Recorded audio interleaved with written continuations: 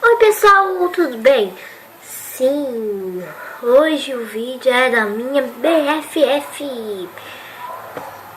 O vídeo vai funcionar assim. Eu vou pôr o vídeo dela, que ela me mandou e ela vai falar das minhas características boas e ruins. A gente tem um colar BFF.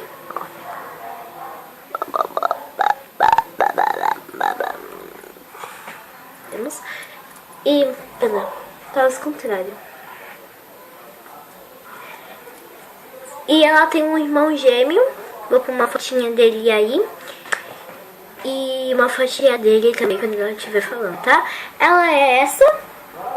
E é isso, é com você, Juju.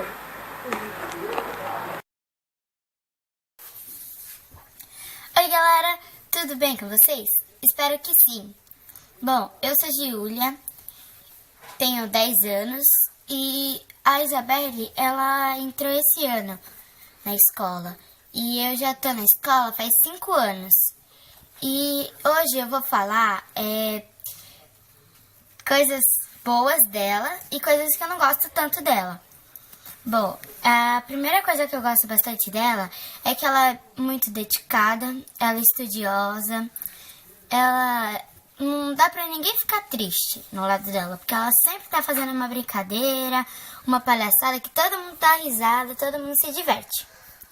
Algumas coisas que eu não gosto dela é que ela faz muita trollagem, ela também faz, quando eu tô...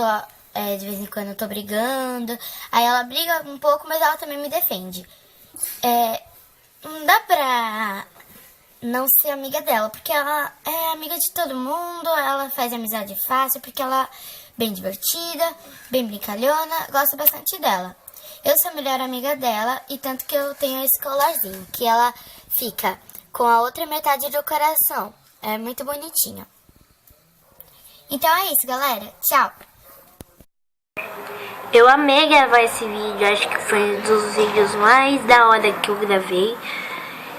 E é isso, se você gostou, deixa o like, inscreva-se, compartilhe e comente. Tchau, tchau!